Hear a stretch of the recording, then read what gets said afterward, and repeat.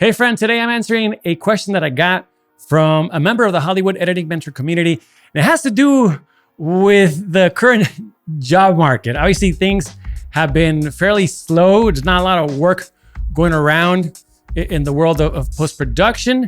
Things are slowly picking back up, but it's a bit dry out there still. And so this person is living in LA and would like to know if, obviously things are very expensive here.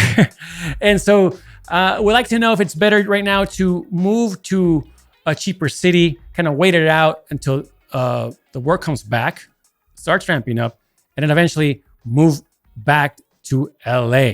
So we're going to be talking about that here today, discussing that. I'm going to give you some advice, just share my thoughts about this.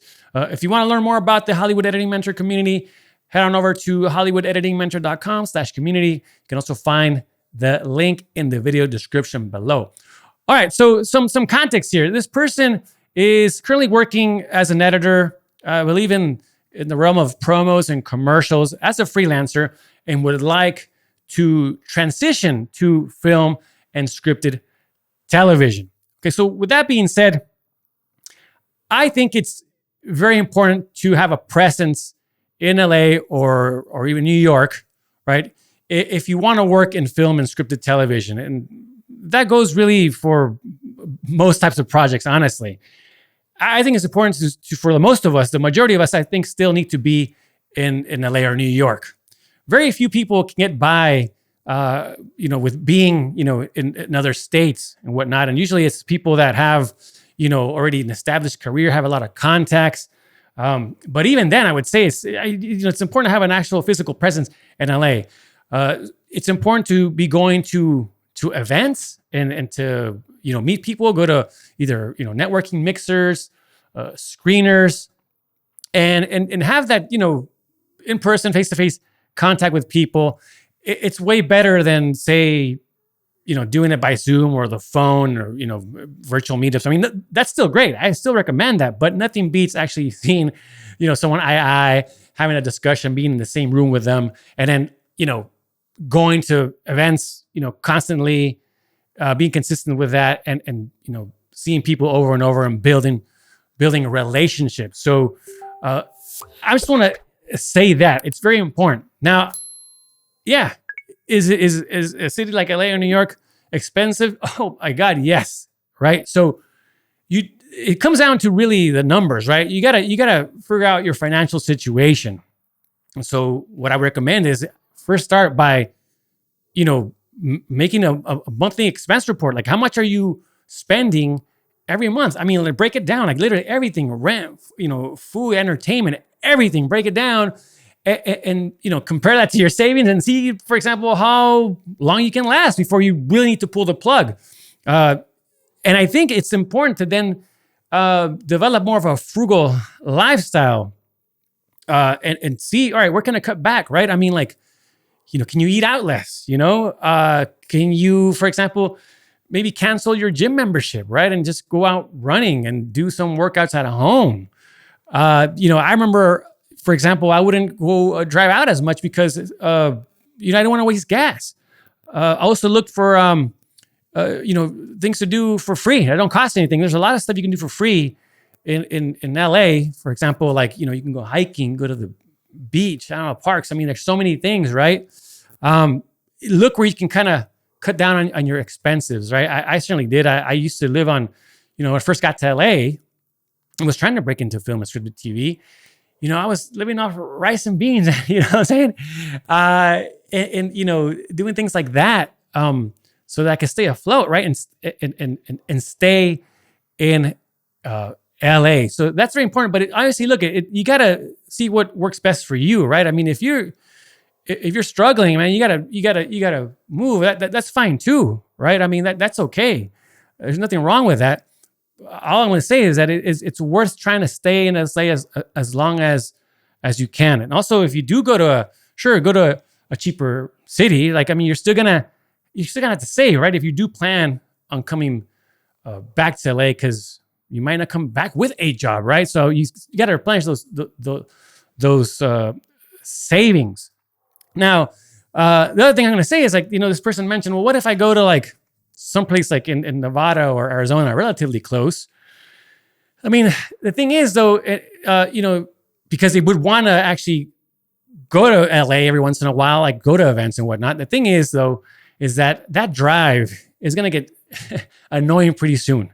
You're going to do it a couple of times and then probably be over it. It's going to get exhausting.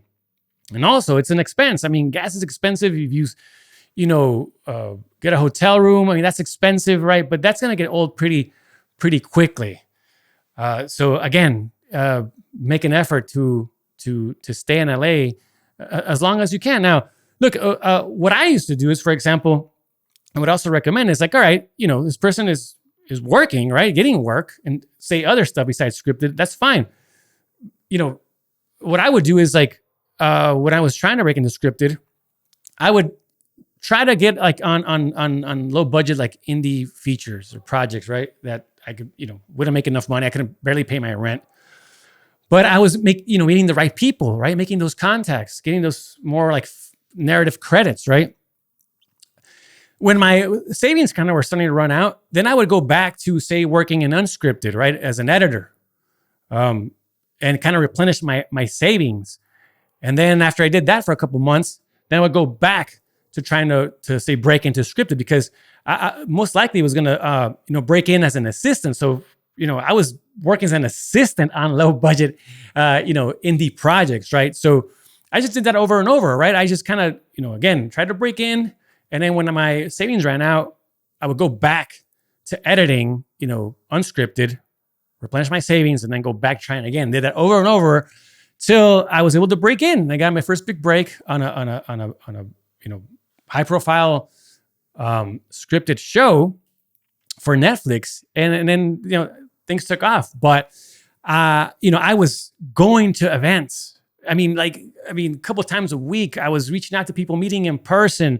People were starting to get to know me, right? And that would have been harder if I would have been in another city, but I made it work for me. And that came with really developing a financial plan, right? I mean, again, you got to see what works best for you. I mean, like, obviously, I don't want you to go broke and be out living on the street. I mean, like, you got to figure it out. It's like, how much can you push in? And also, if you do have, say, for example, a family or a partner, it's so important to have these open and honest discussions about this, right? And make a plan together, see what works best for everyone. But more than anything, is having that open communication about what your goals are, what you want to do, present a plan, right? And usually is going to be about, money and your finances, right?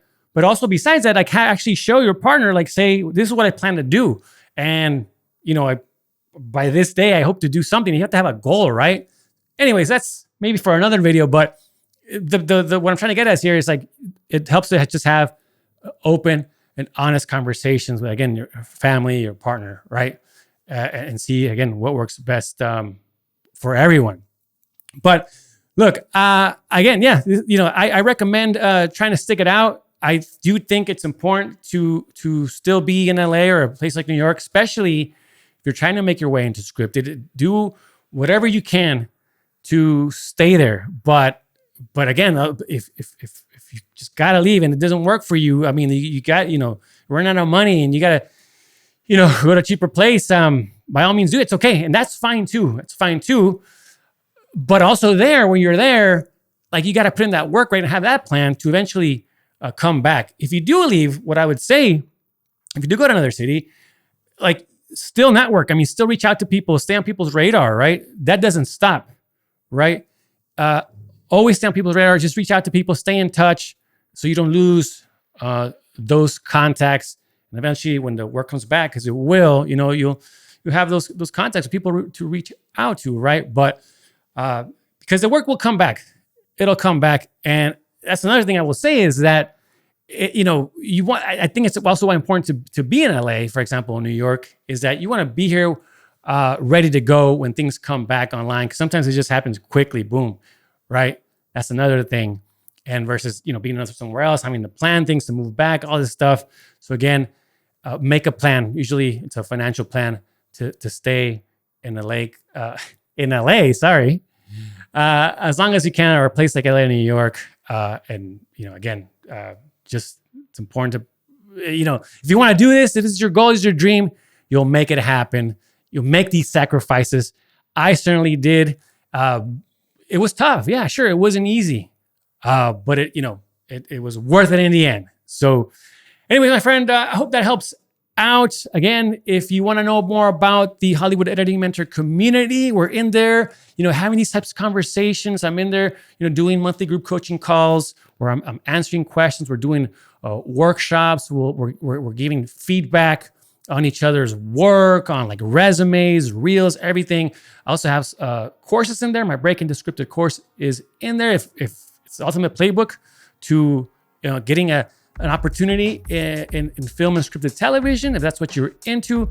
You have the HEM video library, tons of videos that'll help you out with your editing career. And more than anything, it's just a bunch of like-minded people in there supporting each other, helping each other out, and just having fun, right? So check it out, HollywoodEditingMentor.com/community. You can find that link in the video description below. And also make sure to subscribe and like this video. It will certainly help get the word out about the Hollywood Editing Mentor program. All right, my friend, I'll see you in the next video.